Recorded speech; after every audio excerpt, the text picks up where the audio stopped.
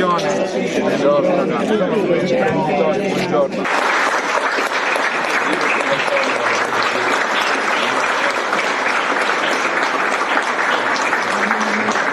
Supportare le persone bisognose tramite servizi umanitari. Nel 2022-2023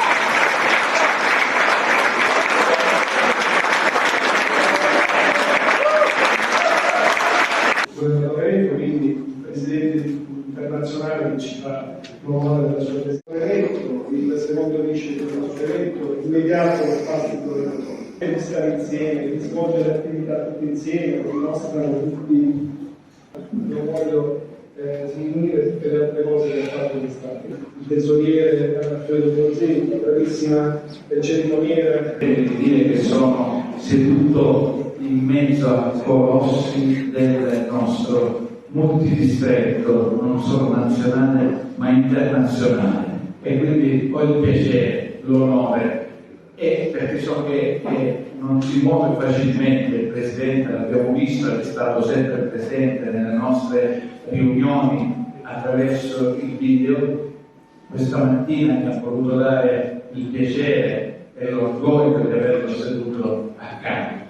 Grazie Presidente Grimaldi, grazie per tutto quello che ha fatto per l'eroismo nel mondo, non solo in Italia, non solo nel nostro distretto, soprattutto per i consigli che sempre in maniera molto adeguata riesce a darci. Facciamo un grande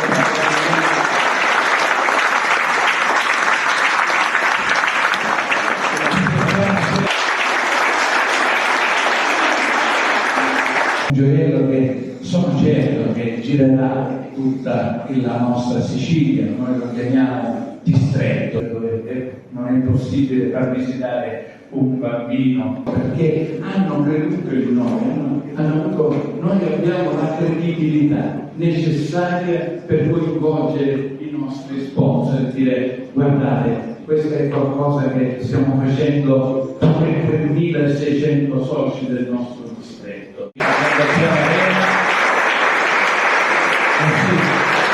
Grazie.